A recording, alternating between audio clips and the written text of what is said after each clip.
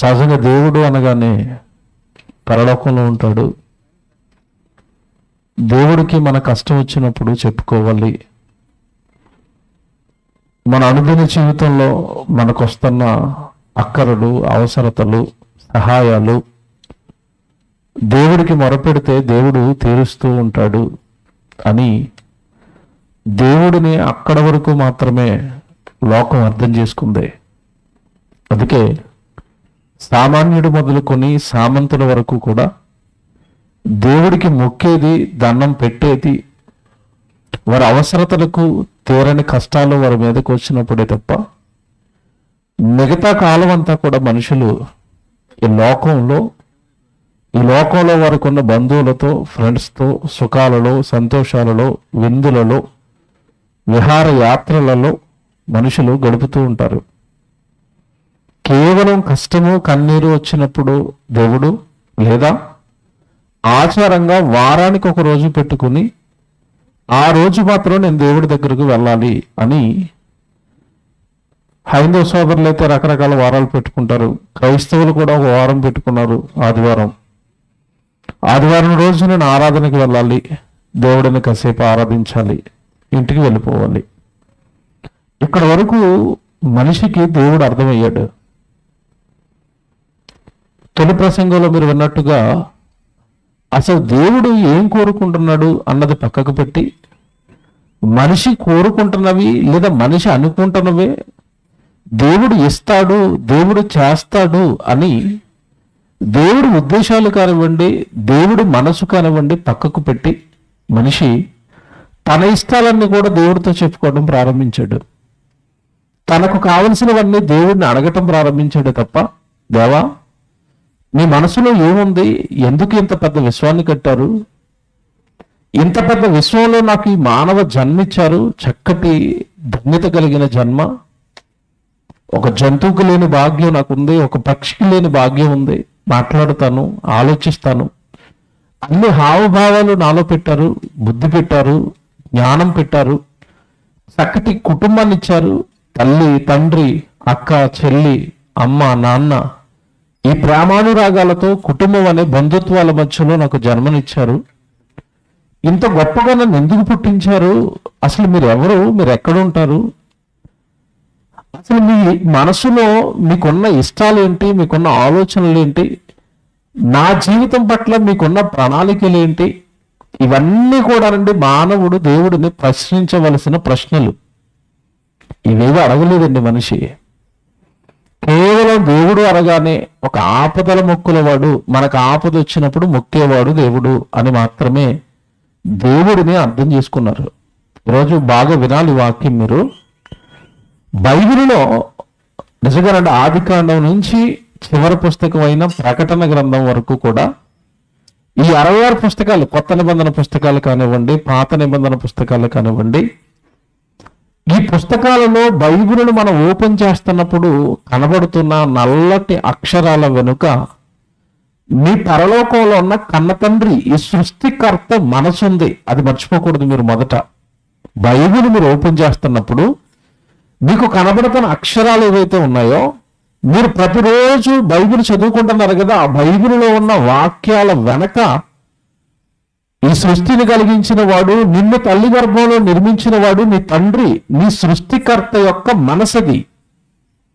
మళ్ళా చెప్తున్నాను, బైబిలు అనగానే నిన్ను సృష్టించిన నీ సృష్టికర్త యొక్క మనస్సది.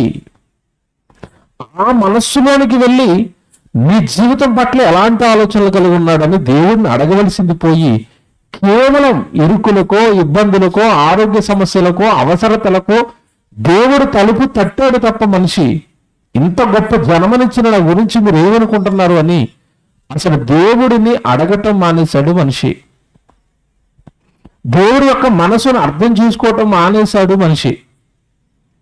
మరువాడు. ఈరోజు నూతనంగా వింటున్న వారికి ఇది కాస్త కొత్తగా ఉండొచ్చు. దేవుడిని మన ఇష్టాలు ఏంటని, ఆయన ఇష్టాలు ఏంటని మనం అడగటం ఏంటండి అని మీరు అనుకుంటారేమో. బైబిల్ అంతటిలోనూ కూడా భూమి మీద ఉన్న మనుషులకు దేవుడు ఏమవుతాడని యేసు చెప్పుకుంటూ వచ్చాడు. చెప్పండి, మనకి దేవుడు ఏమవుతాడని చెప్పాడు? తండ్రి అన్నాడు. పరలోకమందున్న మా తండ్రి అంటే దేవుడు మనకి ఏమవుతాడు చెప్పండి? తండ్రి అవుతాడా? నిజంగా మీరు ప్రార్థన చేస్తున్నప్పుడు పరలోకమందున్న మా తండ్రి అని హృదయపూర్వకంగా గనక మీరు తండ్రిని పిలిస్తే తండ్రి ఆవేదన, తండ్రి ఆలోచన, తండ్రి ఇష్టము ఇవన్నీ గ్రహించడానికి మీరు ప్రయత్నించేవారు. మొక్కుబడిగా పరలోకమందున్న తండ్రి అనమన్నాడు గనక అంటున్నాం తప్ప నిజంగా దేవుడు తండ్రి అని నువ్వు నమ్మేవా? నేను నిజంగా తండ్రి గనుకే ఉదాహరణ చెప్తాను మీకు. తండ్రి గనుకే నీకోసం చాలా రకాల రుచులు చేశాడు, చాలా రకాల రంగులు చేశాడు. ఇక్కడ కూర్చున్న చాలా మందిలోనండి కూర వండేటప్పుడు ఏదో ఒక కూరగా తింటే వాళ్ళకి ఇష్టం ఉండదు. చాలా మంది వంకాయ కూర తినరు, వంకాయ కూర నాకు వద్దు అంటారు. చాలా మంది కాకరకాయ కూర తినరు, కాకరకాయ నాకు వద్దు అంటారు. నీకు మాట్లాడుతాను ఇక్కడ, నీకు కాకరకాయ అంటే ఇష్టం లేదు కదా. దేవుడు భూమి మీద కూరగాయలన్నీ వదిలేసి కాకరకాయ ఒకటే చేసాడు అనుకోండి, నీ పరిస్థితి ఏంటి చెప్పప్పుడు? నీ పరిస్థితి ఏంటి? రోజు గింజాన్ని వేసుకుని తింటావే, ఎందుకంటే ఉన్నది ఒకటే కూరగాయ ఆ కాకరకాయ, అదేమో నీకు ఇష్టం ఉండదు. ఏం తింటావు అప్పుడు? అంటే నీ ఇష్టాన్ని గమనించి ఎవడో ఒకడు కాకరకాయ అంటే ఇష్టపడినోడు ఉండడు అని కాకరకాయ చేసిన దేవుడు ఇది ఎవడో ఒకడికి ఇష్టం ఉండదు కదా, ఇంకోటి చేస్తే బాగుంటుందని టమాటా చేశాడు, వంకాయ చేశాడు, బెండకాయ చేశాడు, దొండకాయ చేశాడు. కొంతమంది నాన్ వెజ్ ప్రియులు ఉంటారు, బాగా చికెన్ మటన్ రోజు ఉండాలి. రోజు వీడికి నాన్ వెజ్ అంటే ఇష్టం కదండి, కోడిని ఒకదాన్ని చేసి వదిలేసేయడం, రోజు చికెన్ తింటున్నాడు అనుకోండి, పరిస్థితి ఏం చెప్పండి? పొట్టలో మాంసం అరక్క చచ్చిపోడండి. కనుక తినే నాన్ వెజ్లో రకరకాల నాన్ వెజ్లు చేశాడు. కోడి తింటావా, మేక తింటావా, ఇంకా మరి పెద్దవి కూడా ఉన్నాయి, మన ఓపిక అవి తింటావా, లేదా నీటిలోకి వెళ్ళిపోయి చేప తెచ్చుకుంటావా, రొయ్యలు తెచ్చుకుంటావా, పీతలు తెచ్చుకుంటావా? నీ ఇష్టం కొడుక, నీ ఇష్టమే నా ఇష్టం రా, నీకు కావలసినవన్నీ పెడతాను రా, ఈ రుచులన్నీ తిను, ఈ రంగులన్నీ అనుభవించు, ఈ విషయం నీకోసమే కట్టాను, నీకు ఏది కావాలంటే అది తిను, త్రాగు, సంతోషించు, ఆనందించు. కానీ వీటన్నిటినీ కలిగించిన నీ తండ్రిగా నీ జీవితం పట్ల నాకొక ఇష్టం ఉంది, నాకొక ఆలోచన ఉంది, అది మాత్రం నీ జీవితకాలం ముగిసిపోయే లోపు నువ్వు గుర్తించాలి, గమనించాలి. దేవుడు నన్ను ఎందుకు పుట్టించాడని నువ్వు తెలుసుకోవాలి అని చెప్పాడు. బైబిల్లో మాట చూపిస్తాను మీకు. కీర్తనల గ్రంథం 40వ అధ్యాయము 5వ వచనం దయచేసి తీయండి అందరూ. కీర్తనల గ్రంథం 40వ అధ్యాయము 5వ వచనం చదువుదాం.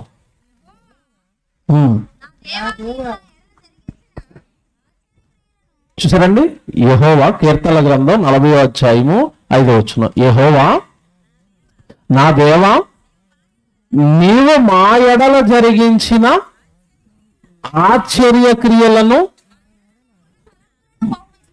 మా ఎడల నీకున్న తలంపులను బహువిస్తారములు. అందరి బైబిల్లో ఈ మాట ఉందండి?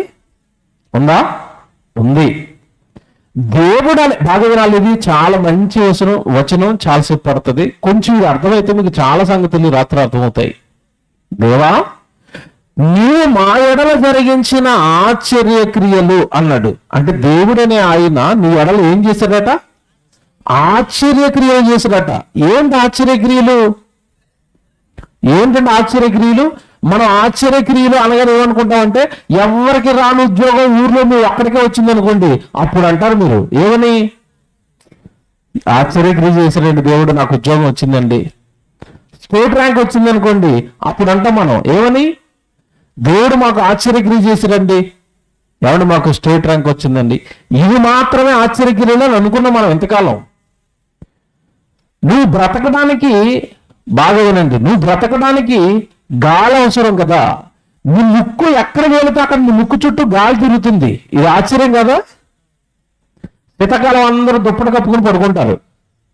దుప్పటి కప్పుకుని పడుకున్నా వీడికి ఏం అవసరం ఉందో గాలి అని నీ ముక్కులోకి గాలి రావటం మానేసింది అనుకోండి, దుప్పటి తీసి పొద్దున్న లేస్తావు, మళ్ళీ నువ్వు లేవు. నీ ముక్కు ఎక్కడికి వెళ్తే అక్కడ గాలి పట్టుకొచ్చాడు దేవుడు. ఇది ఆశ్చర్యగిరి కదా, ఇది వండర్ కదా. ఇది నీకు రోజు ప్రతి క్షణం దేవుడు నీకు అందిస్తున్న ఆశ్చర్యగిరి కాదా ఇది? ఊపిరి పీల్చుకోకుండా ఎంతసేపు ఉంటారు చెప్పండి మీరు ఇక్కడ కూర్చున్న వాళ్ళు? ఎంతసేపు ఉంటారు? 2 గంటలు నాకు ఊపిరి అవసరం లేదన్న వాళ్ళు చేయొద్దండి. 2 గంటలు వద్దు, 2 నిమిషాలు ఉంటారా? ఉండలేము. మరి రోజు నీ ముక్కులోనికి గాలి దేవుడు పంపిస్తున్నాడంటే ఆశ్చర్యగిరి కాదా? నువ్వు అన్నం తింటున్నావు కదా, ఆశ్చర్యం కదా? నువ్వు ప్రతిరోజు స్నానం చేస్తున్నావు కదా, నీళ్లు ఎక్కడ వెళ్ళి నువ్వు తయారు చేసుకున్నావా? దేవుడు ఇస్తున్నాడు, అది ఆశ్చర్యగిరి కాదా? పంచభూతాలు నీ కోసం కష్టపడుతున్నాయి. తెల్లవారు లేవగానే సూర్యుడు వస్తున్నాడు, దేవుడు రాత్రి అయిపోగానే చీకటి అయిపోతుంది, ఈ భూమి తన చుట్టూ తాను తిరుగుతూ సూర్యుడి చుట్టూ తిరుగుతుంది. ఇవన్నీ దేవుడు మనుషుల కొరకు జరిగిస్తున్న ఆశ్చర్యక్రియలు. పోనీ ఇవన్నీ అర్థం కాకపోయినా మీకు బాగా అర్థమయ్యేది చెప్తాను. కరోనా వచ్చినప్పుడు మీ ఊర్లో ఒకళ్ళు ఇద్దరు చచ్చిపోయి ఉంటారండి. చచ్చిపోయారా? చచ్చిపోయారు. వాళ్ళు చచ్చిపోయి మీరు మిగిలారంటే ఇది మీ ఎడలు జరిగించిన ఆశ్చర్యగిరి కాదా? లేదా మీ దగ్గర బాగా బలం ఉండటం వల్ల డబ్బులు ఉండటం వల్ల మీరు మిగిలిపోయారా? కాదండి. ఎందుకో మిమ్మల్ని ప్రేమించాడు, నా మాటలు వింటారు ఇంకా మారతారు అని ఆశపడ్డాడు. తాను నమ్మి మీ ఎడల ఒక ఆశ్చర్యక్రియ చేసి మిమ్మల్ని భూమి మీద నిలబెట్టాడు. డబ్బులు ఉన్న వాళ్ళు చచ్చిపోయారా కరోనా టైంలో? మీకు తెలుసు కదా, కోటీశ్వరులు చచ్చిపోయారండి. ఎస్వి బాలసుబ్రహ్మణ్యం గారు చచ్చిపోయారు, కోట్ల ఆస్తుంది ఆయనకి. అధికారులు చచ్చిపోయారు, మంత్రులు చచ్చిపోయారు. ఎవరు అంతమంది చచ్చిపోతే మీరు నేను ఉండిపోవటం ఏంటండి భూమి మీద? ఇది ఆశ్చర్యం కదా? ఇది వండర కదా? వండరే. ఇలాంటి ఆశ్చర్యక్రియలు దేవుడు మన ఎడల జరిగిస్తూ మనకు బ్రతుకునిచ్చి మనల్ని బ్రతికిస్తూ అక్కడ ఒక మాట చెప్పాడు వెంటనే. ఏంటది? ఇప్పుడు చదవండి. మా ఎడల నీకున్న తలంపులను బహు విస్తారములు. బాగా వినండి, దేవుడు నీ ఎడల ఆశ్చర్యక్రియలు జరిగిస్తున్నది ఎందుకో తెలుసా? నీ ఎడల దేవుడికి ఏమున్నాయట? విస్తారమైన తలంపులు, విస్తారమైన ఆలోచనలు, విస్తారమైన ప్రణాళికలు పెట్టుకుని దేవుడు నీకు ఆశ్చర్యక్రియలు చేస్తూ నిన్ను బ్రతికిస్తున్నాడు. ఇది మనకి తెలియక తెల్లవారు లేచామా, పళ్ళు తోముకున్నావా, స్నానం చేసావా, పనికి వెళ్ళావా, డబ్బులు తెచ్చుకున్నావా, సాయంత్రానికి తిన్నావా, త్రాగావా, కాసేపు కుటుంబంతో గడిపావా, పడుకున్నావా, మళ్ళీ తెల్లారిపోయిందా, మళ్ళీ పనికి వెళ్ళిపోయావా, ఇలా మన కోసం మనం బ్రతికేస్తున్నాం తప్ప నిన్ను ఆశ్చర్యక్రియలతో పెంచి పోషిస్తున్న నీ కన్న తండ్రికి నీ జీవితం మీద ఒక ప్రణాళిక ఉందని తెలిసానికి ఎప్పుడైనా అసలు తెలుసా? తెలిస్తే మనం ఎలా ఉండవండి ఇలాంటి సభలు పెట్టించే వాళ్ళం. నా ఎడల దేవుడికి ఏదో సంకల్పం ఉంది అందుకే నేను బ్రతుకున్నాను, నా ఎడల దేవుడికి ఏదో సంకల్పం ఉంది అందుకే తల్లి గర్భంలో నేను అన్ని కోట్ల శుక్రకణాలను దేవుడు నాకు మాత్రమే జన్మ ఇచ్చాడు. ఆశ్చర్యంగా తల్లి గర్భంలో నేను అసలు భూమి మీద ఏ మనుషుడు తయారు చేయలేని అవయవాలు పెట్టాడు, నాలో గుండు పెట్టాడు, ఊపిరితిత్తులు పెట్టాడు, జీర్ణాశయం పెట్టాడు. అసలు ఏంటి నా దేహం ఏంటి, నేనేంటి, ఇంత ఆశ్చర్యంగా దేవుడు నన్ను నిర్మించి లోకానికి పంపించాడు అంటే నన్ను పుట్టించిన తండ్రికి నా జీవితం మీద ఏదో ప్రణాళిక ఉంటది అని ఎంతమంది ఆలోచించారు? దేవుడు అనగానే వెళ్ళాలి, మనకు అవసరమైన అడగాలి, చిరిగిపోయిన 10 రూపాయలు ఏదో ఆయనకి ఇవ్వాలి, వచ్చేయాలి. ఇదే కదండి దేవుడి గురించి మనకు అర్థమైంది. నీ ఎడల ఆయనకు ఒక ప్రణాళిక ఉంది. ఎప్పుడైనా ఆలోచించావా? దేవా నన్ను ఎందుకు పుట్టించావని ఎప్పుడైనా అడిగావా? దావీదు అడిగాడు, మోషే అడిగాడు, బైబిలులోని భక్తులందరూ అడిగారు, మా ఎడల మీకున్న సంకల్పం, మమ్మల్ని ఎందుకు పుట్టించారు, మేము ఏం చేయాలి? ఈరోజు మనుషులు కోట్ల మంది అండి, దేవుడికి కొన్ని కోట్ల మంది మనుషులు, కానీ ఎవరికి దేవుడు ఆశ్చర్యక్రియలు అర్థం కావటం లేదు. దేవుడు ఒక ప్రణాళికతో మనిషికి జన్మనిస్తాడన్న ఈ సత్యం కూడా అర్థం అవ్వలేదండి. ఎందుకు అర్థం అవ్వలేదు తెలుసా? ఒక మాట చూపిస్తాను. 111వ కీర్తన మీరు తీయండి అందరూ, బాగా రాసుకోండి. వచ్చును 111వ కీర్తనకి రండి అందరూ. 111వ కీర్తన 2వ వచనం బాగా చదవండి అందరూ. కీర్తనల గ్రంథము 111వ కీర్తన 2వ వచనం. యెహోవా క్రియలు గొప్పవి. దేవుడు అనే ఆయన గొప్ప క్రియలు చేస్తాడు, కానీ ఆయన గొప్ప క్రియలను కనిపెట్టగలిగినంత జ్ఞానం మనకు ఉండాలి. యెహోవా క్రియలు గొప్పవి, వాటి యందు ఇష్టము గల వారందరూ వాటిని విచారించుదురు. ఎవరికి పడితే వాళ్ళకి దేవుడి క్రియలు అర్థమవ్వండి. గాలి దేవుడిచ్చాడు అనగానే అసలు ఆ గొప్ప క్రియను ఎవరు అర్థం చేసుకున్నారు? ఏమండి, హాస్పిటల్లో మీరు ఊపిరి పీల్చుకోవడానికి అవ్వనప్పుడు డాక్టర్లు మీ మూతికి మాస్క్ పెడతారు తెలుసు కదా, ఆక్సిజన్ పెడతారు వెంటిలేటర్ మీద. బాగా వినండి, వెంటిలేటర్ మీద ఆక్సిజన్ పెట్టిన తర్వాత ఈ పేషెంట్ని ఎక్కడికైనా స్కానింగ్కి తీసుకెళ్లాలంటే చాలా ఇబ్బంది. ఎందుకు? ఆ ముక్కుకున్న మాస్క్ గాలి తీసేశారనుకోండి, పేషెంట్ చచ్చిపోతాడు. అప్పుడు ఏం చేస్తారంటే ముక్కుకు అలాగే మాస్క్ పెట్టి పక్కన ఆక్సిజన్ సిలిండర్ పెట్టి వాడిని తీసుకెళ్ళడానికి చాలా ఇబ్బంది పడతారండి. నేను ఈరోజు మీతో చెప్తున్నది ఏంటంటే, అసలు నిజంగా దేవుడు మనకి గాలి అందించడానికి ముక్కుకు 2 రంధ్రాలు చేసి, మీరు ఎక్కడికి వెళ్తే అక్కడికి, పొలంలోకి వెళ్తే పొలంలో గాలి, స్కూల్కి వెళ్తే స్కూల్కి గాలి, ఏమైనా ఇంట్లో ఉంటే ఇంట్లో గాలి, ఇంటి బయటకు వస్తే ఇంటి బయట గాలి, మీరు బస్సు ఎక్కిపోయి హైదరాబాద్కి వెళ్తుంటే హైదరాబాద్కి వెళ్తే బస్సులోకి గాలి. ఇది గొప్ప క్రియ కదా? మనుషులు చేయమనండి, అలా మాస్క్ ఆక్సిజన్ పెట్టేసి మీరు ఎక్కడికి వెళ్తే అక్కడ ఆక్సిజన్ ఇవ్వమనండి. ఎవరైనా మనుషులు ఎవలేరండి. ఆ మూతికి మాస్క్ ఎట్టి ఆ బెడ్డ మీద పడుకోబెట్టి కూడా రోజుకి వేలు తీసుకుంటాడు. నీ ముక్కులోకి ఆక్సిజన్ పంపిస్తాను. అందుకు దేవుడు నేను ఎప్పుడైనా డబ్బులు ఇమ్మని అడిగాడా నీకు గాలిచ్చి? ఇది గొప్ప క్రియ కదా? ఈ గొప్ప క్రియలు అందరూ గుర్తించలేరట. దేవుడు చేస్తున్న గొప్ప క్రియలను గుర్తించాలంటే కూడా వాటి యందు విచారణ చేయాలట. ఎందుకు దేవుడు అర్థమయ్యాలో తెలిసింది మనిషికి దేవుడు ఎందుకు అర్థమయ్యేదో తెలుసా? దేవుడు చేస్తున్న గొప్ప గొప్ప క్రియలను మనిషి విచారించటం మానేశాడు. బ్రతుకుతున్నావంటే, ఊపిరితో ఉన్నావంటే, జీవంతో ఉన్నావంటే, పొలానికి వెళ్ళి పని చేసుకుంటున్నావంటే అది దేవుడు నీకు చేస్తున్న గొప్ప క్రియ అన్న సంగతిని మర్చిపోయావు. చాలా మంది మీ ఊర్లోనే బెడ్డ మీద పడిపోయిన వాళ్ళు ఉన్నారు, ప్రాణాలు పోగొట్టుకున్న వాళ్ళు ఉన్నారు, యాక్సిడెంట్లో చచ్చిపోయిన వాళ్ళు ఉన్నారు, రోగాల బారిన పడి చచ్చిపోయిన వాళ్ళు ఉన్నారు. నువ్వు సజీవంగా ఉన్నావు అంటే నీ ఎడల దేవుడు జరిగిస్తున్న ఆశ్చర్యక్రియ కాదా ఇది? అసలు ఎప్పుడైనా విచారిస్తున్నావా? నేను ఎందుకంత సంతోషంగా ఉన్నాను, నేను ఎందుకంత ఆనందంగా ఉన్నాను, ఇలా బ్రతికి బట్ట కట్టి చక్కగా ఆహారం తిని కుటుంబాన్ని పోషించుకుంటూ మా కుటుంబం ఎంత సుఖంగా ఉంది అంటే మా సుఖ సంతోషాల వెనక ఒక ఆయన పని చేస్తున్నాడు. ఆయన గొప్ప క్రియలు చేయబట్టి మా కుటుంబం ఎంత సంతోషంగా ఉంది. ఎవరండి నమ్మేరు దీన్ని? మన కృతజ్ఞత కూడికి ఎప్పుడు పెడతాం చెప్పండి? ఎప్పుడు పెడతాం? డ్వాక్రా లోన్ వస్తే పెడతాం, అంతేనా?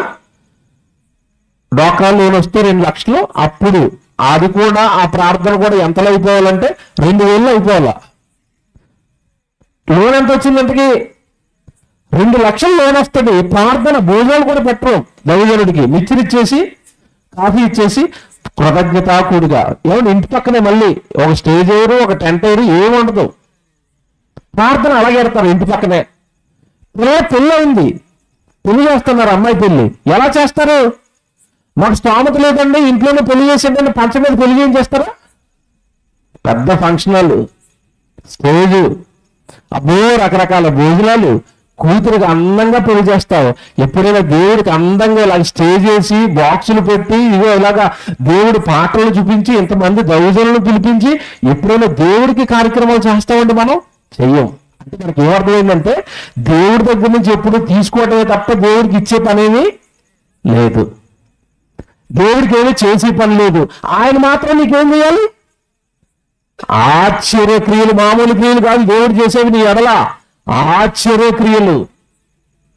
ఒకటి జ్ఞాపకం చేస్తానండి, ఆశ్చర్యక్రియ అనేసరికి ఒక్కటి జ్ఞాపకం చేస్తాను. ఏంటి తెలుసా? మనిషి బ్రతకాలి అంటే మనిషి నిద్రపోయినప్పుడు కూడా పనిచేసే ఒక అవయవం ఉంటుందండి మన శరీరంలో. ఏంటి చెప్పండి? ఏంటది? గుండె. మీరు నిద్రపోయినప్పుడు ఆ గుండె కూడా నిద్రపోయింది అనుకోండి, శాశ్వత నిద్రలోకి వెళ్ళిపోతారు. తెల్లవారు ఏముండదు, ఇక దండ పెట్టుకోవడం ఫోటోకి, అంతేనా? అంటే వీడు పడుకున్నా నువ్వు పడుకోకూడదు అని ఒక అవయవానికి చెప్పి నీ శరీరంలో దాన్ని బిగించాడు. ఏంటది? గుండె.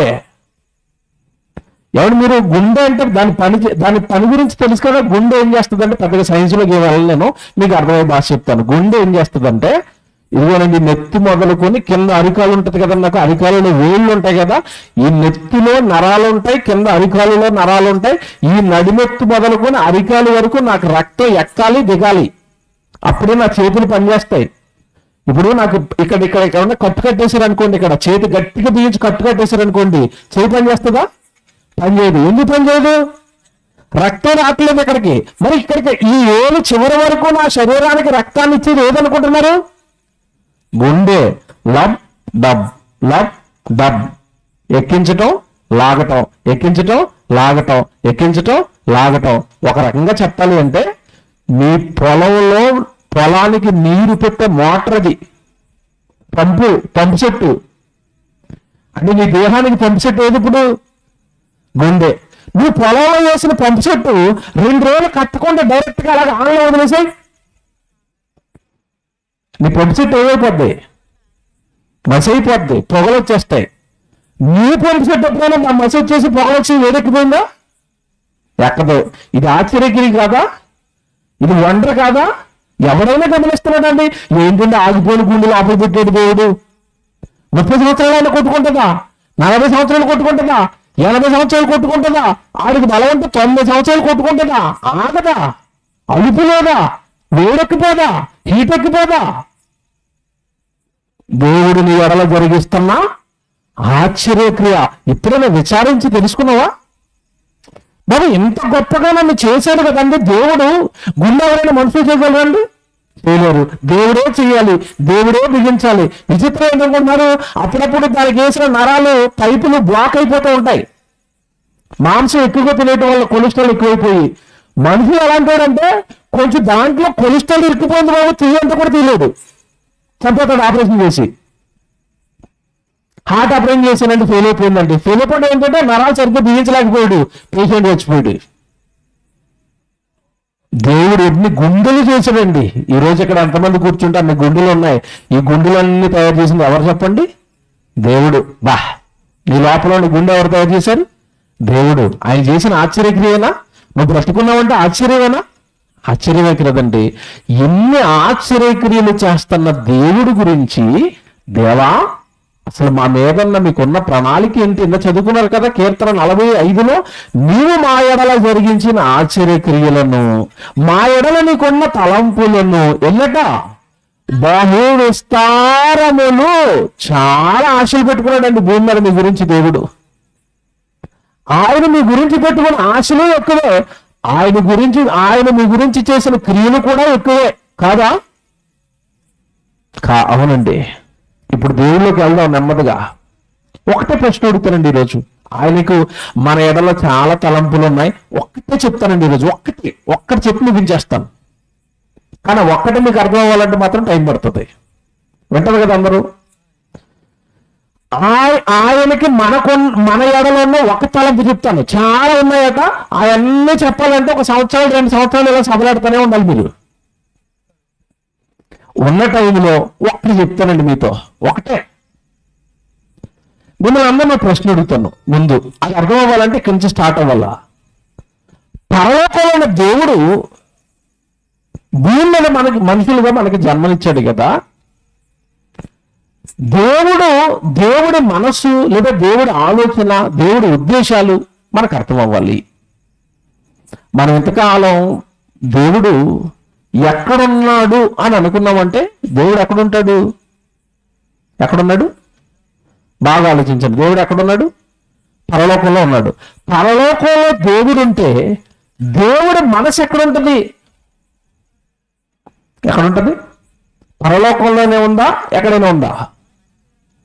ఎక్కడుంటది? మనుషులతో ఉంటది. Very good. తొలి మానవుని దేవుడు ఆదామవ్వలను చేశాడు. ఆదామవ్వలను చేసిన తర్వాత దేవుడు వాళ్ళిద్దరిని ఏదేని తోటలో పెట్టాడు. Very good. ఆదామును అవ్వను ఏదేని తోటలో పెట్టిన తర్వాత దేవుడట ప్రతి చల్లపూట వచ్చి వాళ్ళతో మాట్లాడుకున్నాడు. నీకు దేవుడు ఎక్కడున్నాడని మనకు అర్థమైంది. ఎక్కడ ఉంటున్నాడు దేవుడు? పరలోకంలో ఉన్నాడు. ఆయన మనస్సు మాత్రం ఎక్కడ తిరుగుతుంది?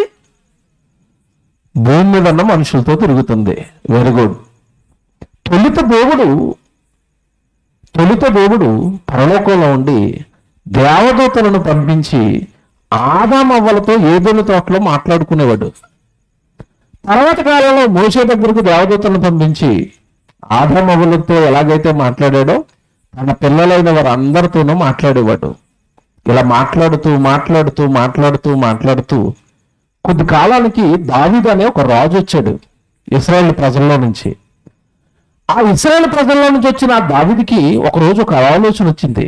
ఏంటి ఆలోచన అంటే, దేవా నేను మీకు ఒక మందిరం కట్టాలనుకుంటున్నాను అన్నాడు.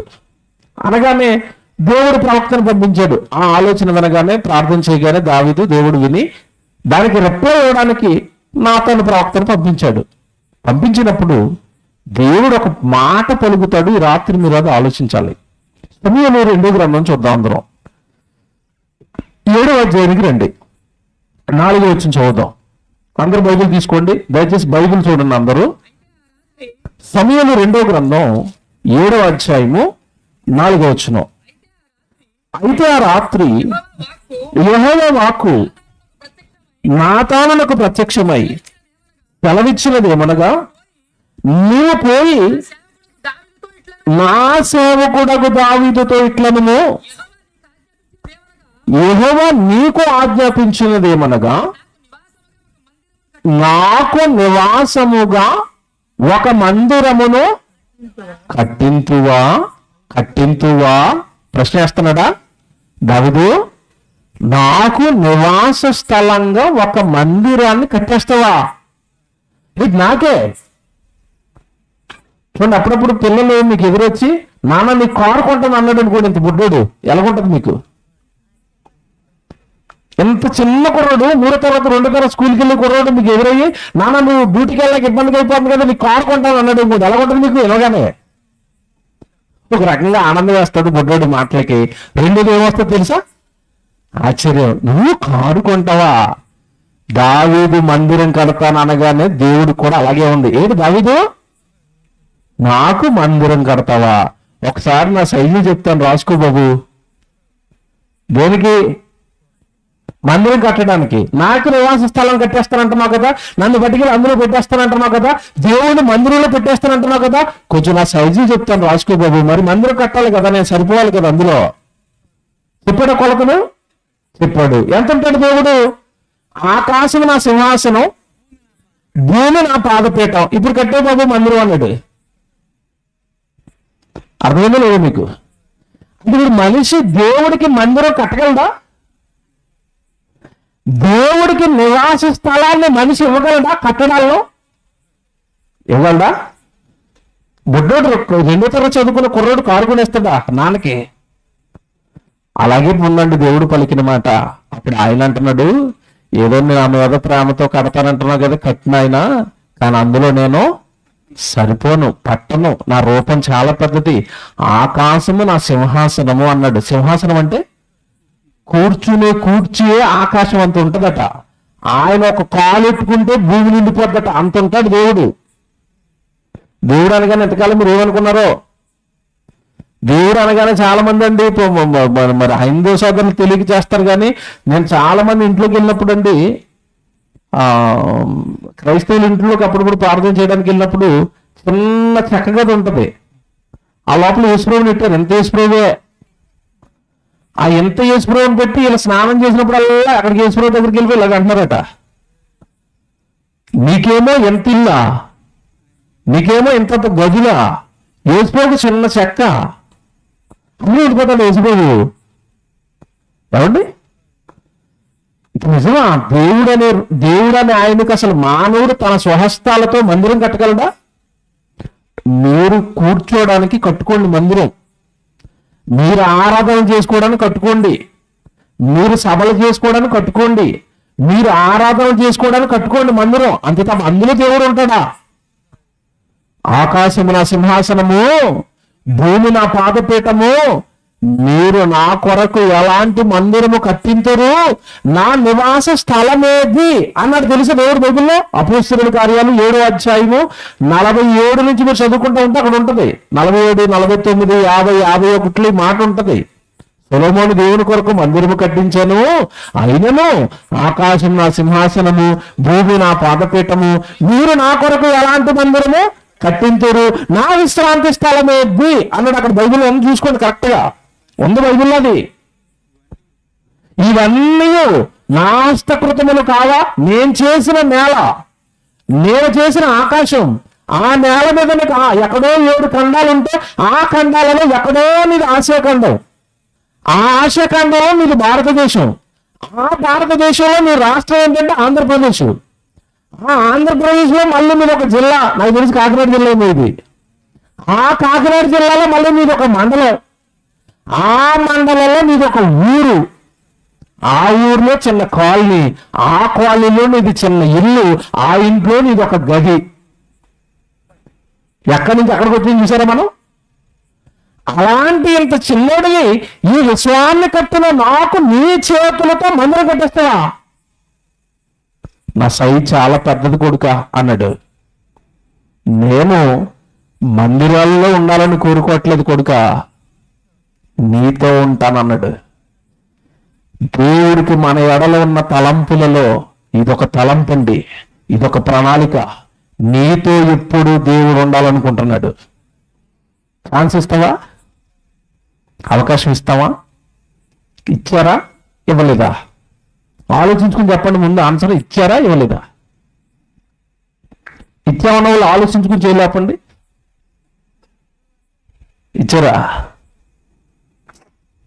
సమూయేలు గ్రంథం చూద్దాం. నీ నా కొరకు మందిరము కట్టించువా అన్నాడు కదా, 5వ వచనం అండి. సమూయేలు 2వ గ్రంథం 7వ అధ్యాయము 5వ వచనం. నీవు పోయి నా సేవకుడకు దావీదుతో ఇట్లనుము, యెహోవా నీకు ఆజ్ఞ ఇచ్చినదేమనగా, నాకు నివాసముగా ఒక మందిరమును కట్టించువా.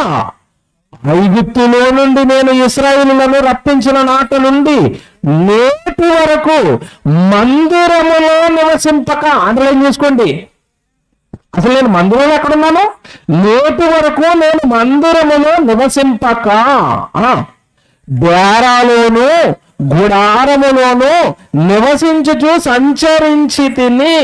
ఇశ్రాయేలుతో కూడా నేను సంచరించిన కాలమంతయు నా జనులను పోషించుటని నేను మీకు ఆజ్ఞాపించిన ఇశ్రాయేలు గోత్రములలో ఎవరితోనైనను దేవదారుమయమైన మందిరం ఒకటి నాకు కట్టింపకపోతిరే అని నేను ఎన్నడైనను అన్నానా? నేను ఎప్పుడైనా మందిరం కట్టమన్నానా? కట్టమనలేదు. కారణం ఏంటి తెలుసా? నేను మందిరంలో నివసించేవాడిని కాదు. నేను ఎవరితో నివసిస్తాను? మీతో ఉంటాను, మీతో సంచరిస్తాను. మీరు ఎక్కడికి వెళితే అక్కడికి నేను వస్తాను. ఇది దేవుడు. దొరికిపోతాం ఇప్పుడు చూడండి, బాగా దొరికిపోతాం చూడండి ఇప్పుడు మనం దేవుడికి. ఎలా దొరికిపోతాం తెలుసా? బాగా వినండి. నేను మీరు కట్టే మందిరంలో ఉండను. దావీదు, నువ్వు మందిరం కడతానంటున్నా కట్టు, నా నామానికి మహిమకరంగా ఉంటుంది, అక్కడికి వచ్చిన ప్రార్థనలు జరుగుతాయి, ఆ సబ్జెక్ట్ వేరు, కట్టే పర్వాలేదు. కానీ ఆ మందిరంలో నేను ఉండిపోతానని అనుకుంటే పొరపాటు. నేను డేరాలోను గుడారాలలోను నివసిస్తూ ఇశ్రాయేలు ప్రజలైన నా పిల్లలు ఎక్కడికి ప్రయాణం చేస్తే అక్కడ వారితో నేను నివసించి సంచరించాను. తండ్రిగా నేను మీ ఎడలో నాకున్న తలంపు ప్రణాళిక ఏంటంటే, ఒక చోట ఉండిపోయేవాడిని కాదు నేను. మీరు ఎక్కడికి సంచరిస్తే నేను అక్కడికి వస్తాను. Very good. ఇప్పుడు ఆలోచిద్దాం. మీరు ఆదివారం రోజు గుడికొచ్చారు. ఎవరికొచ్చారు? గుడికొచ్చారు. గుడికొచ్చి ప్రార్థన చేసుకుంటున్నారు. అక్కడ దేవుడు మీతో ఉన్నాడా లేడా? ఖచ్చితంగా గుడిలో మీతో పాటు దేవుడు ఉన్నాడని మనం నమ్ముతాం. అందుకే అక్కడ మనం ఎలా కూర్చుంటాము? మర్యాదగా, క్రమంగా, పవిత్రంగా. ఆడపిల్లలైతే నాకు ఏం తెలియదు అన్నట్టుగా నెత్తి మీద ముసుగేసుకుని, అందుకేనా పురుషులైతే ఇలాగ నెమ్మదిగా చేతులు కట్టుకొని చాలా భక్తితో మౌనంగా అమాయకులంగా ఉంటాం. ఎక్కడ? చర్చిలో. ప్రార్థనలు అయిపోయాయి, పాటలు అయిపోయాయి, కానుకలు అయిపోయాయి, సాక్ష్యాలు అయిపోయాయి, ఆరాధనలు అయిపోయాయి, వాక్యం అయిపోయింది. అయ్యారు ఆమెన్ అన్నాడు. లేచాం, ముసుగు తీసాం, ఇలాగా బయటికి వెళ్ళిపోయాం. బయటికి వెళ్ళిపోయిన తర్వాత మన ఆలోచనలు ఏం చెప్పండి? దేవుడు ఎక్కడున్నాడు? అక్కడున్నాడు దేవుడు. ఎక్కడ? మందిరంలో, గుళ్ళో. ఇప్పుడు నేను ఎక్కడున్నాను? బయట ఉన్నాను, ఇంట్లో ఉన్నాను. రోడ్డు మీద వెళ్తున్నప్పుడు ఎవరైనా మనకి తెలియనోడు ఈరోజు ఎదురయ్యాడు అనుకుంటాడు. ఆడంక ఎలా చెప్తాను చెప్పండి? రోడ్డు మీద చేతిలో కత్తి బైబిల్ ఉంది కాబట్టి బతికిపోయేవరా నువ్వు, గుడికి వెళ్ళి వస్తున్నాను కనుక అంటావు. ఎక్కడ? బయట. గుడిలో కూర్చుని ఏ వాక్యం ఉన్నావు? అక్కడ గుడిలో ఏ వాక్యం ఉన్నావు? నీ పొరుగువాడిని ప్రేమించు, నీ శత్రువులను ప్రేమించు విన్నావు. ఎక్కడ? గుడిలో పాస్టర్ గారు చెప్పారు. అప్పుడు ఆ గుడిలో కూర్చున్నప్పుడు అలాగే ప్రేమిస్తాను ప్రభువా అన్నావు. బయటికి రాగానే శత్రువు కనపడగానే పళ్ళు కొరగటం, కళ్ళు లాగా పెద్ద చేసి చూడటం. ఏంటిది? ఏంటిది అంటే మనం ఏమనుకున్నామంటే ఇంతకాలం మనం మోసపోయిన సంగతి ఒకటి చెప్తున్నానండి. దేవుడు అని ఆయన గుళ్ళో ఉంటాడు, అక్కడ భక్తిగా ఉండాలి, అక్కడ మర్యాదగా ఉండాలి, అక్కడ తేవి తెలియనట్టుగా ఉండాలి. బయటకు వచ్చి ఎలా బ్రతికినా నన్ను ఎవరు చూడటం లేదు. దేవుడు అని ఆయన ఏం తలంపు కలిగి ఉన్నాడు తెలుసా నీ ఎడల? నేను మీతో సంచరిస్తాను అంటే అర్థం ఏంటంటే, నువ్వు గుడిలో ఆరాధన అయిపోయే వరకు బైబిల్ పెట్టుకుని నువ్వు ఇంటికి వచ్చేస్తుంటే దేవుడు అక్కడ ఉన్నాడా నువ్వు అనుకుంటున్నావు, ఆయన నీ వెనకాలే వస్తున్నాడా అది నీకు తెలీదు. ఎలాగంది ఇది? ఆయన వస్తున్నాడనే సంగతి తెలియదు చాలా మంది. ఇంటికి వచ్చిన తర్వాత బైబిల్ ఇంట్లో పెట్టేసి మందు షాప్కి వెళ్ళిపోయాడు. ఈయన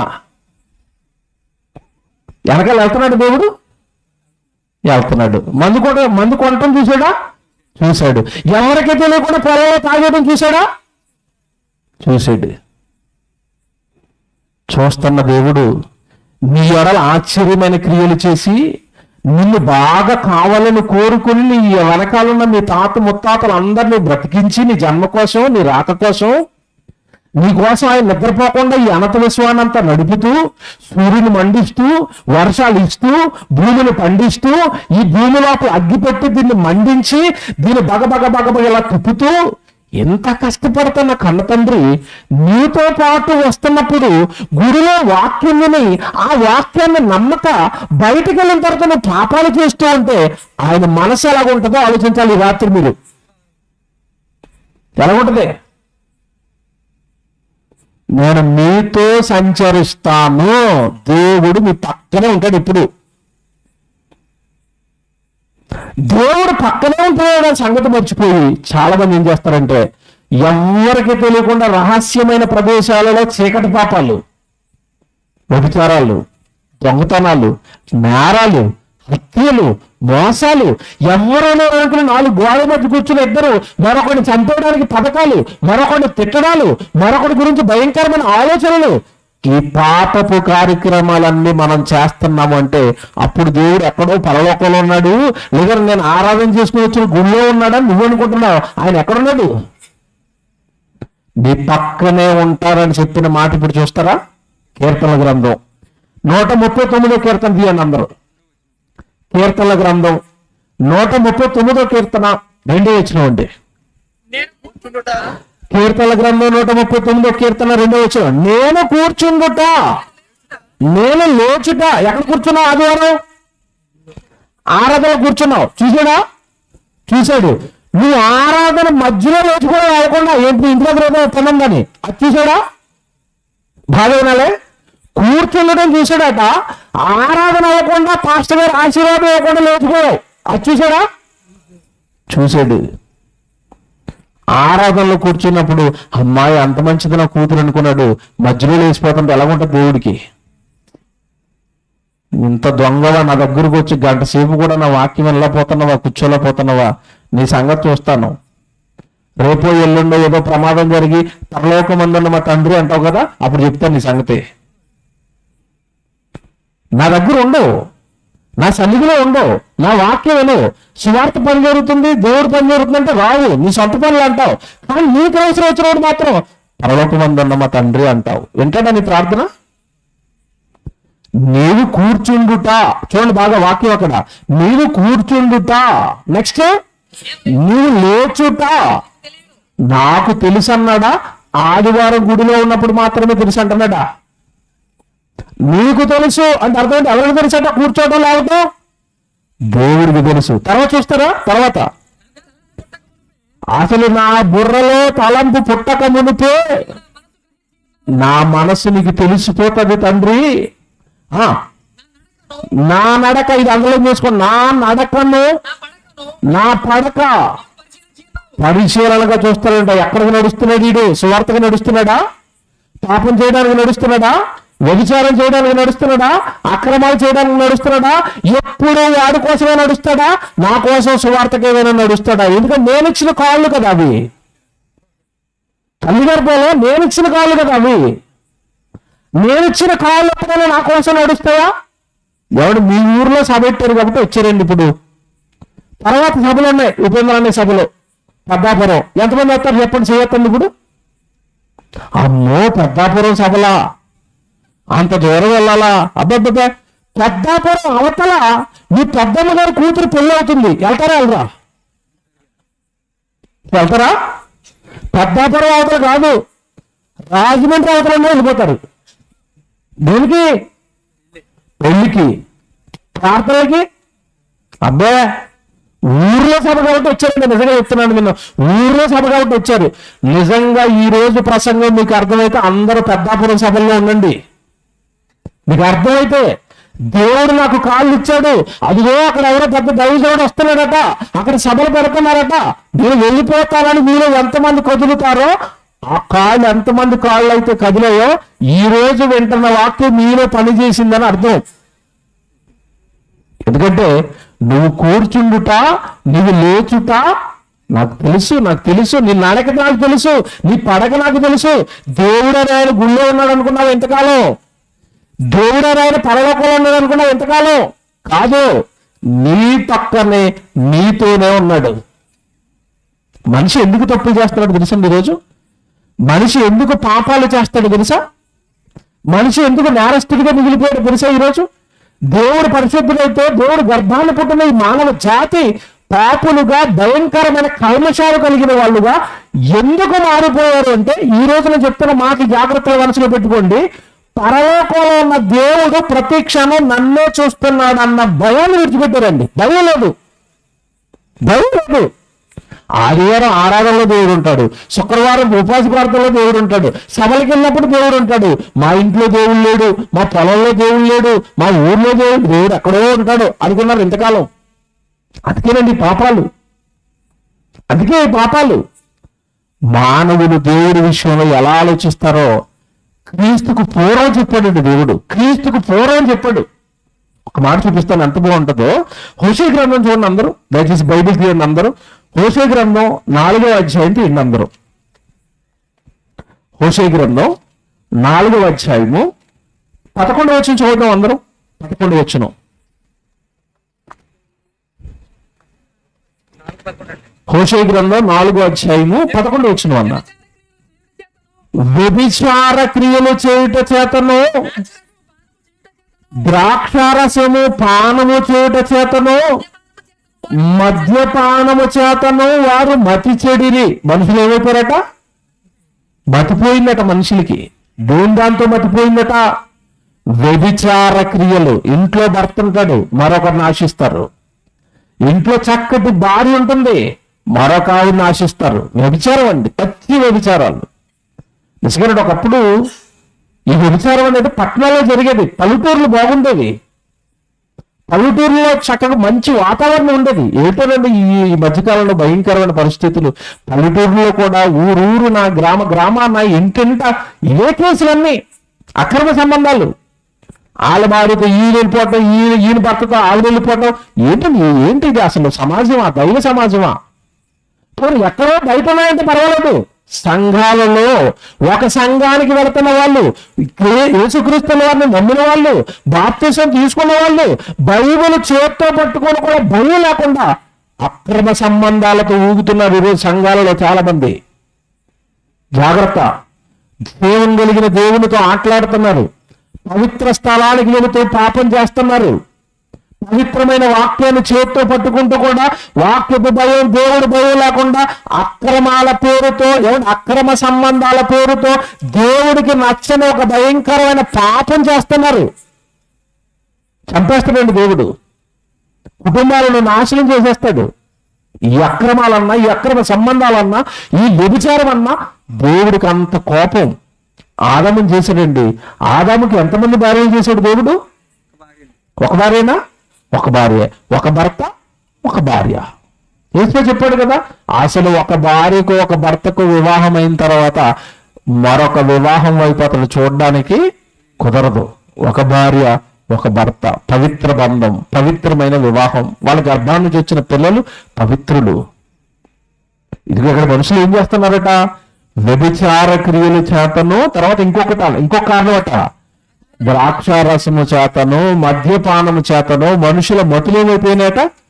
చెడిపోయాయి, పాపం చేసేశారు. కారణం చెప్పాడు దేవుడు. మానవ జాతి ఇంత భయంకరమైన పాపం చేయడానికి కారణం ఏంటో తెలుసా? అలా మీరు కింద చదువుకుంటే 13వ వచనానికి రండి. ఏం సీక్రెట్ చెప్పాడు దేవుడు? 13వ వచనం, పర్వత శిఖరముల మీద బలులు అర్పింతురు, కొండల మీద ధూపం వేయుదురు. ఇందాక తొలి ప్రసంగంలో అన్నయ్య చెప్తున్నాడు, మీకు దగ్గరలో ఉన్న ఒక పెద్ద పుణ్యక్షేత్రం ఉంది. ఏంటది? గౌరీపట్నం. కటింగ్లు ఇవ్వడానికి, జుట్లు ఇవ్వడానికి క్రైస్తవులు ఎక్కడికి వెళ్ళిపోతున్నారట? గౌరీపట్నం. మీరు జుట్లు ఇచ్చేది కింద ఉంటుందా పైన ఉంటుందా? ఎక్కడుంది? ఎల్లో చేయలేకుండా ఎక్కడుంది? కొండ మీదేనా? కొండ మీదే. అది మీరు కొండ ఎందుకు ఎక్కిపోయారు? మీరు కొండ ఎందుకు ఎక్కిపోయారు నాకు చెప్పాలి. కొండ ఎందుకు ఎక్కిపోయారు? అక్కడ దేవుడు ఉన్నాడట. మీ అయ్యగారు ఉన్నారు కదా, మీ అయ్యగారు చర్చికి వెళ్తున్నారు కదా, మీ అయ్యగారు చర్చిలో దేవుడు లేడు, అక్కడ ఎందుకు వెళ్ళలేదు మీరు చుట్టూ? ప్రశ్న. కొండ మీద దేవుడు ఉన్నాడా? మీ అయ్యగారు మీ చర్చ్ ఉంది కదా, మీ గ్రామంలో, అక్కడ దేవుడు లేడా? ఉంటాడా? ఉన్నాడా? పోనీ చెప్పండి. ఉంటాడు. మీరు కొండ ఎందుకు ఎక్కారా చెప్పండి. ఇప్పుడు కొండ ఎందుకు ఎక్కారు? ఎవరో ఎక్కుతున్నారు, వాళ్ళు ఎక్కుతున్నారు కూడా, మేము కూడా ఎక్కాలి. దేవుడు కొండల మీద గుట్టల మీద ఉంటాడా? ఎక్కడ ఉంటానని చెప్పాడు ఇందాక? నేను మీతో మీరు ఇంట్లో ఉన్నాను, గుడిలో ఉన్నాను, పొలంలో ఉన్నాను, మీతో ఉంటాను. మర్చిపోయావా? ఇప్పుడు ఇక్కడ జరిగిన పొరపాటు ఏంటో తెలుసా? చదువుతాం 13వ వచనం. ఏం జరిగిందంటే 13వ వచనంలో, పర్వత శిఖరముల మీద బలులు అర్పింతురు, కొండల మీద ధూపం వేయుదురు, సింధూర వృక్షముల క్రిందను, చేనారు వృక్షముల క్రిందను, మస్తకి వృక్షముల క్రిందను నేను మంచిదని అచటనే ధూపాలు వేయుదురు. ధూపం వేయటువంటి బలులు ఇస్తున్నారు, పూజలు చేస్తున్నారు, దేవుడికి ప్రార్థనలు చేస్తున్నారు. ఎక్కడట? కొండల మీదట, గుట్టల మీదట, చెట్ల కిందట. దేవుడు అక్కడ ఉంటాడా? ఇది చేయటం వల్ల ఏం జరిగిందో చెప్తున్నాడు. మస్తకి వృక్షముల క్రిందను నీడ మంచిదని అచటనే ధూపము వేయుదురు, అందువలననే. ఈ పదవుల రౌండ్ చుట్టుకోండి. అందువలననే, దట్స్ ద రీజన్, అదే కారణం. అందువలననే మీలో చెప్తున్నాడు చూడండి. అందువలననే మీ కుమార్తెలు వేశ్యలైపోయారు, మీ కోడండ్రులు వ్యభిచారులైపోయారు. మనిషి ఎందుకు వ్యభిచారం చేస్తున్నాడు తెలుసా? కారణం చెప్పాడు దేవుడు. మనిషి ఎందుకు వ్యభిచారం చేస్తున్నాడంటే, దేవుడు కొండ మీద ఉన్నాడు, నేను ఎక్కడో దూరంగా పొలంలో చీకట్లో వ్యభిచారం చేస్తున్నాను. నన్ను ఎవరు చూస్తున్నాడు? పాయింట్ అర్థమైందా? దేవుడు ఎక్కడో గౌరీపట్నంలో ఉంటాడు, ఇక్కడ నేను ఎవరినో నరుగుతున్నాను, పట్ల కత్తలు దింపేస్తున్నాను. నన్ను ఎవరు చూస్తున్నాడు? అర్థమైందా మీకు? దేవుడి యొక్క స్థానాన్ని మార్చేశారు. నేను మీతో ఉంటాను, నేను మిమ్మల్ని చూస్తున్నాను, మీ పక్కనే ఉన్నానని దేవుడు అంటుంటే, దేవుడు కొండల మీద, గుట్టల మీద, ఎక్కడెక్కడో పుణ్యక్షేత్రాలు కట్టి అక్కడ దేవుడిని పెట్టి మనిషి ఏదోచ్చగా పాపాలు నేరాలు చేస్తూ తిరుగుతున్నాడండి. అందువల్లనే మీ కుమార్తెలు వేశ్యలైపోయారు, మీ కోడంతో కూడా వ్యభిచారాలు చేస్తున్నారు. కారణం దేవుడు ఎక్కడో ఉన్నాడు కదా. మమ్మల్ని ఎవరు చూస్తున్నారు? ఎవరు? స్కూల్లో క్లాస్ రూమ్ ఉంటుంది. ఆ క్లాస్ రూమ్లో మాస్టర్ ఉన్నప్పుడు క్లాస్ రూమ్ ఎలాగుంటుంది? Pin drop silence. ఎవడన్నా కిక్కిరమంటాడో మాస్టర్ ఉన్నప్పుడు. అండ్ క్లాస్ అయిపోగా మాస్టర్ లాగా బయటికి వెళ్ళాడు అనుకోండి, ఇక్కడ నుంచి నెమ్మదిగా జోరుగా స్టార్ట్ అవుతుంది. ముందు సౌండ్ ఒక్కడు ఇద్దరు మాట్లాడతారు. ఆ కాసేపటికి మాస్టర్ వెళ్ళిపోయిన ఒక 5 నిమిషాలు 10 నిమిషాలు చూడండి క్లాస్ రూమ్ ఎలాగుంటుంది? కోల అల్లరి, టేబుల్ ఎక్కిపోతాడు ఒకడు, పుస్తకాలు ఇసుకుంటాడు ఒకడు, కొట్టుకుంటాడు ఒకడు, తన్నుకుంటాడు ఒకడు, లాక్కుంటాడు ఒకడు. మరలా 2 నిమిషాలకు మాస్టర్ వచ్చేసాడు. అప్పుడు క్లాస్ రూమ్ ఎలాగుంటుంది? మళ్ళీ సైలెన్స్. మాకేం తెలియదు అన్న గాంధీ తాతల్లాగా ఉంటారు వీళ్ళు పిల్లలు. ఇది ఎందుకు చెప్పాను తెలుసా? మాస్టర్ ఉంటే క్లాస్ రూమ్ అంతా ఎలాగుంది? సైలెంట్గా ఉంది. దేవుడు నా పక్కనే ఉన్నాడన్న వాక్యాన్ని నువ్వు నమ్మేవనుకో, పాపం చేస్తావా? బూతులు మాట్లాడతావా? ఎవరైనా తిడతావా? ఎవరైనా అసహించుకుంటావా? వాళ్ళంటే నాకు పడదు, వీళ్ళంటే నాకు పడదని ఎవరైనా గొడవలాడతావా? దేవుడు ఉంటే, నా పక్కనే దేవుడు ఉన్నాడన్న భయం నీకుంటే గజ వణికి నీ జీవితాన్ని పవిత్రంగా ఉంచుకుంటావు. మళ్ళీ చెప్తున్నాను, నీ జీవితాన్ని పవిత్రంగా ఉంచుకుంటావు. వాక్యాన్ని విడిచిపెడుతున్నావేమో, నమ్ము, నీ పక్కనే నీ తండ్రి ఉంటున్నాడు.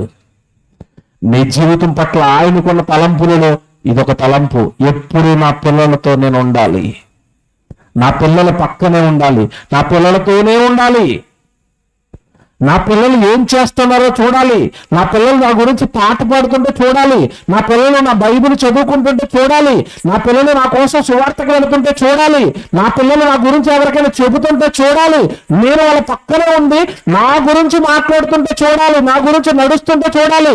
నా గురించి నిజంగా ఇలాంటి సభలు చేసినప్పుడు అండి, ఈ సభలు చేస్తున్న వాళ్ళంతా ఉదయం నుంచి కష్టపడతారు. స్టేజ్లు వేయడానికి, వంటలు చేయడానికి, కూరగాయలు తెచ్చుకోవడానికి. ఎవరు నిజంగా రోజు ఇంట్లో కూరగాయలు తెచ్చుకునే వాళ్ళు ఈరోజు మనకందరికీ భోజనం చేయడానికి ఎవడు పెద్ద పెద్ద బస్తాలు కూరగాయలు తెస్తూ ఉంటాడు అలసిపోతూ ఉంటూ. అప్పుడు ఎవడు చూస్తుంటే ఆయనకి ఎలా ఉంటుంది చెప్పండి? రోజు మీ ఇంట్లో కూరగాయలు తెచ్చుకున్నావురా, ఈ రోజు నా కోసం కూరగాయలు తెస్తున్నావు. ఎంత ఆనందంగా ఉంటాడు తండ్రి, ఎంత సంబరపడతాడు తండ్రి. రోజు మీ ఇంట్లో వంట వండుకున్నారు, ఈ రోజు నా పిల్లలు వస్తున్నారని 200 మందికి వంట చేస్తున్నారు. ఆ గట్టలా తిప్పుతా ఉందనుకోండి వంట చేసే ఆవిడ, దేవుడికి ఎలాగుంటుంది చెప్పండి?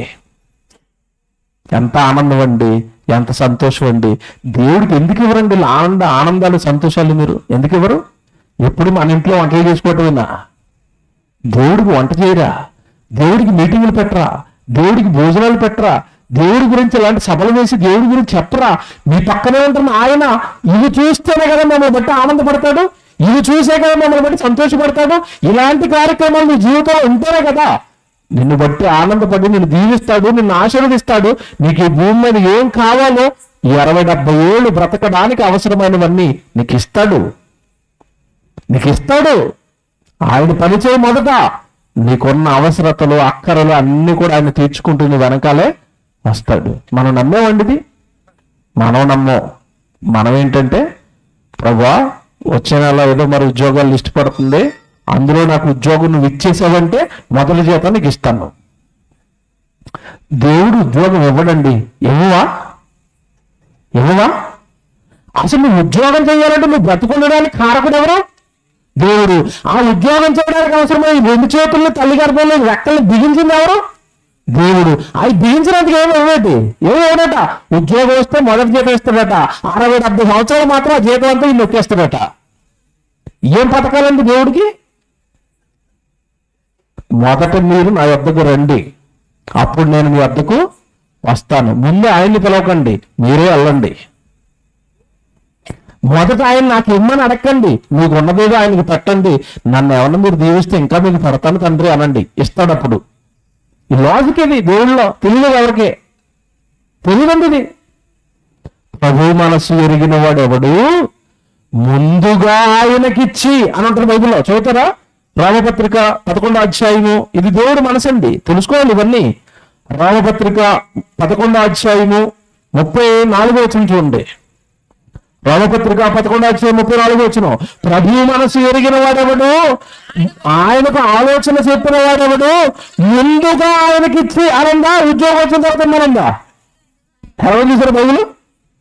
ముందుగా ఆయనకిచ్చి ప్రతిఫలము పొందదగిన వాడెవడు. ఆయనేమో అన్యాయస్తుడు కాదు, నువ్వు ఇస్తే ఉంచుకునేవాడు కాదు, కానీ ముందుగా ఇవ్వాలట ఆయనకి. ఎప్పుడు ఇవ్వాలట?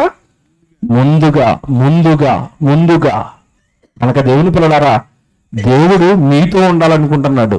దేవుడు మీరు పరిశుద్ధంగా, పవిత్రంగా ఆయన పని చేస్తుంటే మిమ్మల్ని చూసి మీతో ఆనందపడాలనుకుంటున్నాడు. ఇది పాత నిబంధన కాలం అండి. కొత్త నిబంధన కాలానికి వచ్చేసరికి ఏమన్నాడు తెలుసా? కొరింథీయులకు రాసిన మొదటి పత్రిక, ముగించేస్తాను ఇక. 2వ పత్రిక 6:18 చూడండి. కొరింథీయులకు రాసిన 2వ పత్రిక, కొరింథీయులకు రాసిన 2వ పత్రిక 6వ అధ్యాయము 18 వచనం అంటే, మనము జీవము కలిగిన దేవునికి ఆలయమై ఉన్నాము, అందుకు దేవుడు ఎలాగూ సెలవిచ్చుచున్నాడు. ఇప్పుడు నేను ఎక్కడ ఉంటానంటున్నాడు? మందిరంలోనా, వారిలోనా? ఇప్పుడు దేవుడు ఎక్కడికి వచ్చేసాడు? నీ పక్కనే ఉంటానన్నాడు పాత నిబంధనలో. కొత్త నిబంధనలోకి వచ్చేసరికి పక్కన కాదు, ఎక్కడ ఉంటానంటున్నాడు? లోపల పక్కన తిరుగుతుంటే నువ్వు ఎప్పుడప్పుడు ఎస్కేప్ అయిపోతున్నావు, వదిలేసి వెళ్ళిపోతున్నావు. పిల్లలు చూసారా, అమ్మ ఇప్పుడే వస్తారని అది మాయమైపోతాడు, ఎక్కడ నిలబడి తెలియదు. కానీ ఎస్కేప్ అయిపోతాడు నా దగ్గర నుంచి. వద్దురా కొడుక, ఇక నీ పక్కన కాదు, నీ లోపలికి వచ్చేస్తాను. ఎలా ఉన్నాడు దేవుడు? ఇప్పుడు ఎక్కడ ఉన్నాడు దేవుడు? లోపల ఉన్నాడు. ఇప్పుడు ఆడు బూతు, ఇప్పుడు తిట్టే ఉండన్నా, ఇప్పుడు కొట్టే ఉండైనా, ఇప్పుడు చేయి పాపం. ఎక్కడున్నాడు దేవుడు? పక్కన కాదు, ఇప్పుడు ఎక్కడా? లోపల. నమ్మేవా దీన్ని? నేను మీలో నివసించి సంచరిస్తాను. పరలోకంలో ఉన్న దేవుడు ఇప్పుడు ఎక్కడికి వచ్చాడు? ఎక్కడికి వచ్చాడు? మీ హృదయంలోకి వచ్చేసాడు. ఇప్పుడు చెప్తాను అసలు కదా, ముగింపు చెప్పాలి కదా. దేవుడు మీ హృదయంలోనికి వస్తాను అన్నాడు. ఎంతమంది హృదయాలలో దేవుడు ఉన్నాడు? ఉన్నాడా? ఉంటే మన జీవితం ఎలా ఉంటుంది తెలుసా? పౌలు గారి జీవితం ఎలా ఉంటుంది. లోపల దేవుడు ఉంటే పదా నా పనికి అంటాడు. అందుకే పౌలు గారు అంటాడు, నా మట్టుకైతే బ్రతుకుట క్రీస్తే. నేను బ్రతికితే క్రీస్తు కోసం బ్రతుకుతా. లోపల ఆయన ఉన్నాడు కదా, నా కోసం బ్రతికితే ఆయన ఊరుకోడు కదా. అర్థమైందా మీకు? లోపల ఆయన పెట్టుకుని నేను పనికి వెళ్ళిపోవడం ఏంటి? ఆయన కోసం వెళ్ళాలి కదా. లోపల ఆయన పెట్టుకుని పాపం చేయడం ఏంటి? ఆయన ఆయనకి వెళ్ళాలి కదా. లోపల ఉన్నాడు కదా, ఆయన అడుగుతాడు కదా నన్ను. నా మట్టుకైతే బ్రతుకుట క్రీస్తే. ఇప్పుడు మనస్వాగం చెప్పనా? నా మట్టుకైతే ఆదివారం క్రీస్తు. మంది చెప్తున్నాను. ఆ ఆదివారం కూడా 1 గంట సేపు క్రీస్తు. ఆ గంటలో కూడా ఫోన్ వస్తే అరగంటే క్రీస్తు. అంతేనా మన భక్తి? మనం ఈరోజు ఇది కాదండి క్రైస్తవం అంటే. ఇది కాదండి దేవుడు తలంపులను అర్థం చేసుకున్న జీవితం అంటే. నేను మీలో నివసించి సంచరిస్తాను. దేవుడు ఇప్పుడు మీలో ఉన్నాడు, మర్చిపోకండి. పాపాలు చేయకండి, నేరాలు చేయకండి. మీలో నిజంగా దేవుడు ఉంటే మీ నోట నుండి వచ్చేవి పరిశుద్ధమైన మాటలు. నిజంగా మీలో దేవుడు ఉంటే మీ లోపల నుంచి బయటకు వచ్చేది ప్రేమ. నిజంగా మీ లోపల దేవుడు ఉంటే మీ కళ్ళ ముందు, మీ కళ్ళలో నుంచి అవతల వ్యక్తి పైన కురిపించేది ప్రేమ. ప్రేమ తెలుసండి. వేదిక మీద చూడండి ఎంతమంది దైవజనులు ఉన్నారండి. నేను ఎక్కడో హైదరాబాద్లో ఉంటాను. ఈ చుట్టుపక్కల ప్రాంతాలకు ఎప్పుడు వచ్చినా సరేనండి, ఇక్కడ వేదిక మీద ఉన్న దైవజనులు నన్ను చూడడానికి వస్తారు, నన్ను ఆదరిస్తారు, నన్ను పలకరిస్తారు. మా మధ్యలో ఉన్నది లోక సంబంధమైన మనుషుల బంధాల వల్ల కలిగిన ప్రేమ కదండి. ఏ ప్రేమ తెలుసా? ఇది ఆత్మబంధం, దేవుడు కలిగించిన ప్రేమ.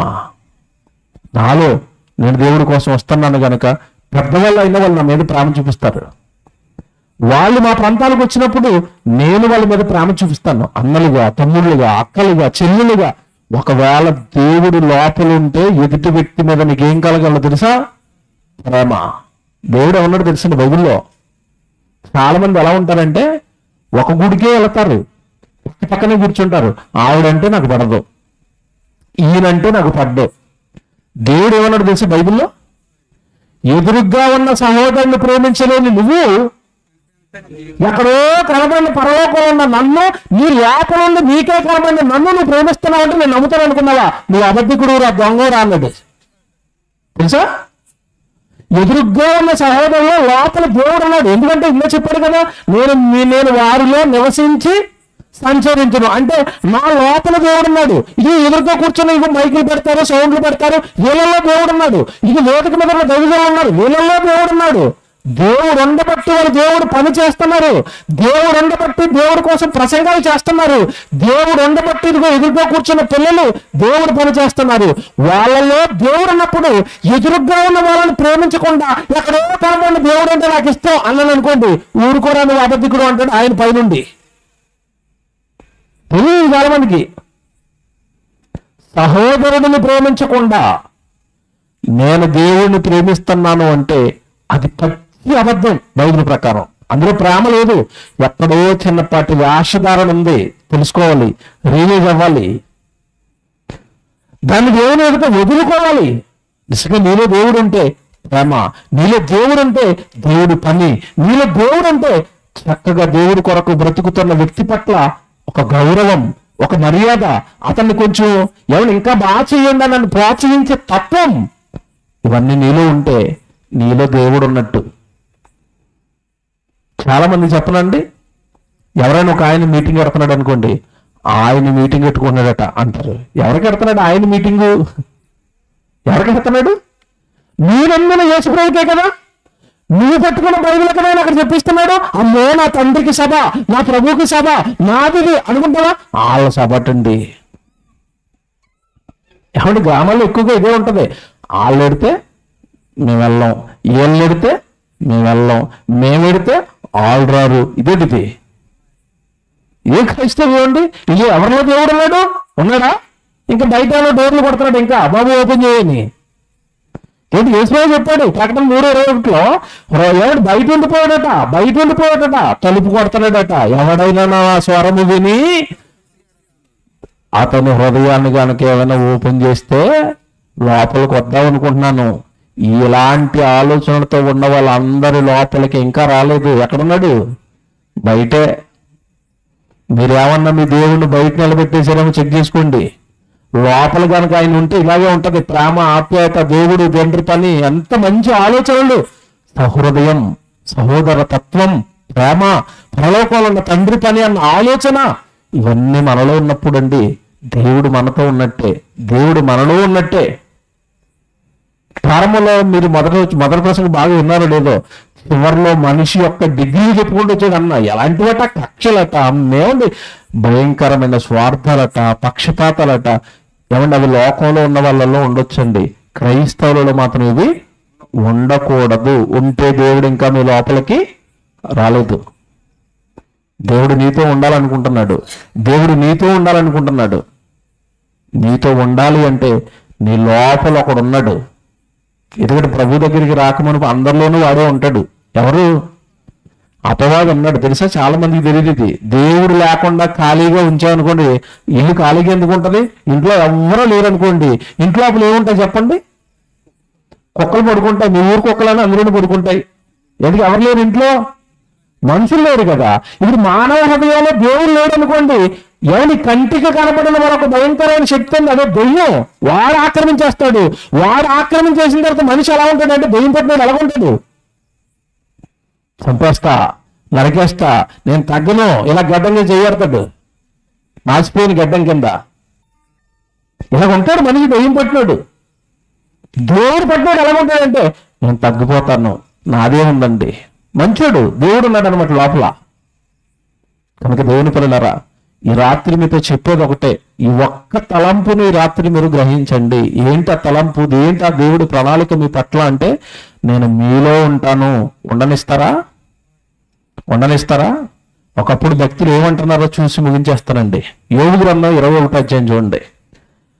యోబు గ్రంథం 21వ అధ్యాయము 14 వచనం చూడండి. యోబు గ్రంథం 21వ అధ్యాయము 14 వచనం చూడండి. ఏమంటున్నారో? యోబు గ్రంథం 21:14 చదువుతున్నారు. వారు నీ మార్గములను గూర్చిన జ్ఞానము మాకు అక్కరలేదు, నీవు మమ్మల్ని విడిచి పొమ్మని. మనుషులు ఎవరితో చెప్తున్నారట? నీ జ్ఞానం మాకు వద్దు బాబు, అలా మేము బ్రతకలేం బాబు, మాకు వ్యభిచారాలు ఇష్టం, దొంగతనాలు ఇష్టం, కొట్టుకోవడం ఇష్టం, చంపుకోవడం ఇష్టం, నరుక్కోవడం ఇష్టం, గొడవలు ఇష్టం. నీ మార్గములను గూర్చిన జ్ఞానం మాకు అక్కరలేదు, నీవు మాతో విడిచి పో. అటు ఎవరిని గెంటేశారు ఇప్పుడు మనుషులు? దేవుని గెంటేశారా? దేవుని రానివరా లోపలికి? దేవుని ఉండనివరా? దేవుడు మీతో ఉంటాను, మీలో ఉంటాను, ఆ కట్టడాలలో నేను ఉండను అన్నా. దేవుడి ఆలోచన, దేవుడి మనసు ఎంతమందికి అర్థమైంది చెప్పండి? ఎంతమందికి అర్థమైంది? కొన్నిది మీకు అర్థం అవ్వలేదేమో. వృద్ధాప్యానికి వచ్చిన అమ్మనాన్నలు చూడండి, ముసలైపోయిన అమ్మనాన్నలు ఎక్కడ ఉండాలనుకుంటారు చెప్పండి? ఎక్కడ ఉండాలనుకుంటారు?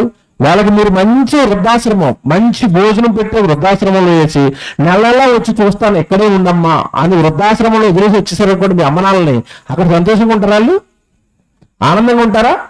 ఉండరండి. మీకు తెలియదు, వృద్ధుల తండ్రి వృద్ధాప్యంలోకి వచ్చేసిన అమ్మ కానీ నాన్న కానీ వాళ్ళ మనసు ఎలా కొట్టుకుంటుందో తెలుసండి. నా కొడుకండి, నా కూతురండి, చిన్నప్పటి నుంచి పెంచుకున్నానండి, నేనే దానికి పెళ్లి చేశానండి, నా కొడుకును నేను చాలా గుండెల మీద పెట్టి పెంచుకున్నానండి, నా కొడుకును కళ్ళ ముందు రోజు చూసుకుంటే చాలండి, నాకు పెద్దగా పంచభక్ష పరమాన్నాలు ఏమీ అవసరం లేదండి, ఆ పచ్చడి మీదకి ఆడేసినా సరే వాళ్ళు పంచలు ఉంటానండి, నాకు అక్కడ వృద్ధాశ్రమంలో బిర్యానీ పెడతారు, వద్దు, నా కొడుకును కళ్ళతో చూసుకుంటూ పచ్చడి మెతుకులు ఉన్నా నాకు చాలు అంటది తల్లి. అడగండి మీరు. మనుషులుగా 20 సంవత్సరాలు కనీ పెంచిన తల్లికే ఎంత ప్రేమ ఉంటే, కోట్ల సంవత్సరాల ముందు నుంచి జగత్తు పునాది వేయబడక ముందు నుంచి నీ రాక కోసం ఎదురు చూసిన తండ్రి నువ్వు మాకొద్దు పో అంటే అసలు మనుషులు దేవుడు ఏం చేయాలి చెప్పండి? ఏం చేయాలి? దేవుడొద్దట పాపాలు ఉండాలట, దేవుడొద్దట మనుషులు పక్కనే ఉండాలట, దేవుడొద్దట లోక సంబంధమైనవి కావాలట. నువ్వు మాకు అవసరం లేదు అంటున్నారట. దేవుని పిల్లలారా, ఇలాంటి మనసు ఏమైనా మీలో ఉందని రాత్రి చెక్ చేసుకోండి. దేవుడిని మీ హృదయములో ఉండగలిగినంత గొప్పగా మీ హృదయాన్ని మార్చుకోండి. హృదయంలో ఉన్నవన్నీ బయటకు పోగొడితేనే హృదయంలోనికి దేవుడు వచ్చి ఉంటాడు. మన హృదయాల నిండా లోక సంబంధమైన నిండిపోయినాయి కదండి. హృదయం ఎక్కడ ఖాళీగా ఉంది? సినిమా పాటలు మీకు తెలుసు కదా, నా హృదయం నిండా నువ్వే అంటాడు. మరి దేవుడు ఎక్కడ ఉంటాడు? ఇంకా నా హృదయం నిండా సంపాదనే, నా హృదయం నిండా ఉద్యోగమే, నా హృదయం నిండా మనుషులే. ఇక దేవుడు ఎక్కడ ఉండాలి బాబు? ఆయన కట్టింది ఎవరెవరికో ఇచ్చేసేవాడు నువ్వు. ఆయన ఉండడానికి కదా కట్టుకున్నాడు దాన్ని, ఆయన లోపల ఉండడానికి కదా చేసుకున్నాడు దాన్ని. ఎవరికి ఇచ్చేసావు? ఎందుకు ఇచ్చావు? అడగడ దేవుడు. కనుక రాత్రి బాగా ఆలోచించండి. దేవుడు ఎక్కడో ఉంటాడు, గుడిలో ఉంటాడు కాదు. ప్రారంభంలో నీతో ఉంటాను, నీ పక్కనే ఉంటాను అన్న దేవుడు యేసుక్రీస్తుల వారిని లోకానికి పంపించి ఆయన ద్వారా పాపాలన్నీ కడిగి పరిశుద్ధులు చేసిన తర్వాత మీ లోపలికి వచ్చేస్తాను. ఎందుకంటే మీ పాపాలు కడిగేశాను కదా, మీ దేహం పరిశుద్ధమైపోయింది కదా, మీ లోపల ఉండిపోతాను అన్నాడు. దేవుడు ఉండగలిగినంత బాగా మీ హృదయం ఉందో లేదో చెక్ చేసుకోండి.